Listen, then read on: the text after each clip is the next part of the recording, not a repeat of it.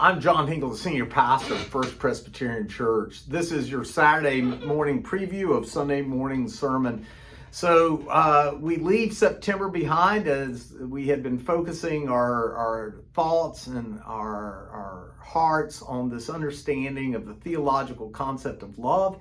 And now in the month of October, for several years now, we turn our attention to a specific confession found in our book of confession. And in this October, we're going to look at the Scots Confession. Now, I say this in my sermon. It is not by chance I chose the Scots Confession back in January for this series of sermons, knowing that I was going to spend a month in Scotland and specifically in Edinburgh.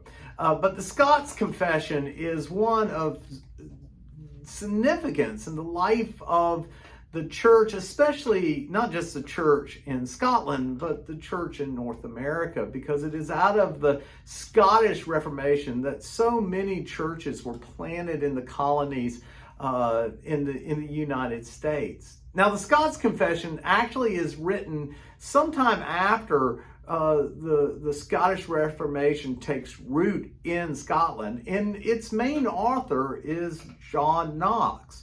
Now, the text we're going to look at is the letter that John writes the church in Colossus. I have it right here, and the words that we are used here is, Paul says, I write so that you may be encouraged in heart and cleaved in God's love, so that you may be fully blessed in understanding, that you may know the mysteries of God in Jesus Christ. And the part of the Scots Confession we're going to look at are these words.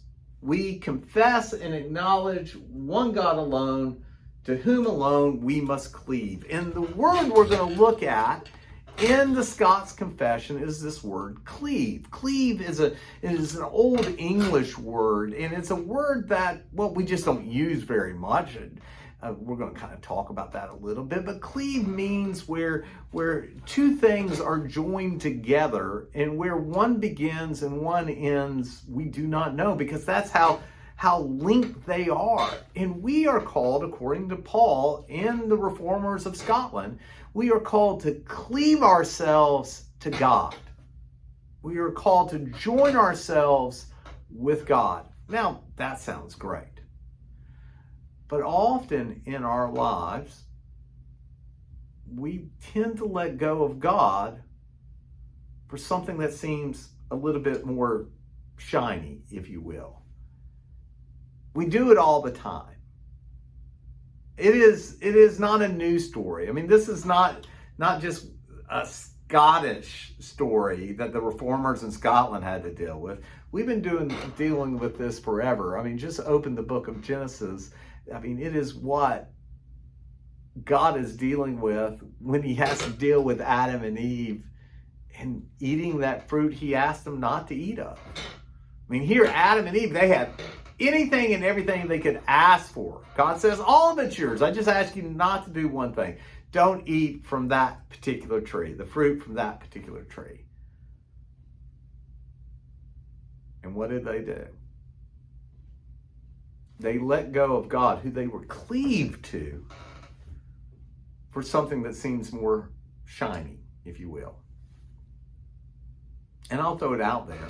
All of us who are on this journey of faith together, if we were being honest with ourselves and with God and with the church, we've done the same thing.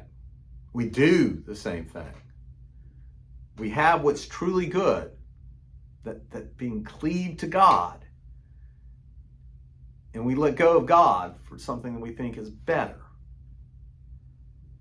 But what we think is better is something that is here today and gone tomorrow. So that's what we're going to do Sunday. We're going to talk about the importance of being cleaved to God. And I'm excited about this sermon. I do recognize it is fall break. And so many of our families are sneaking away for a time of rest and relaxation with their kids.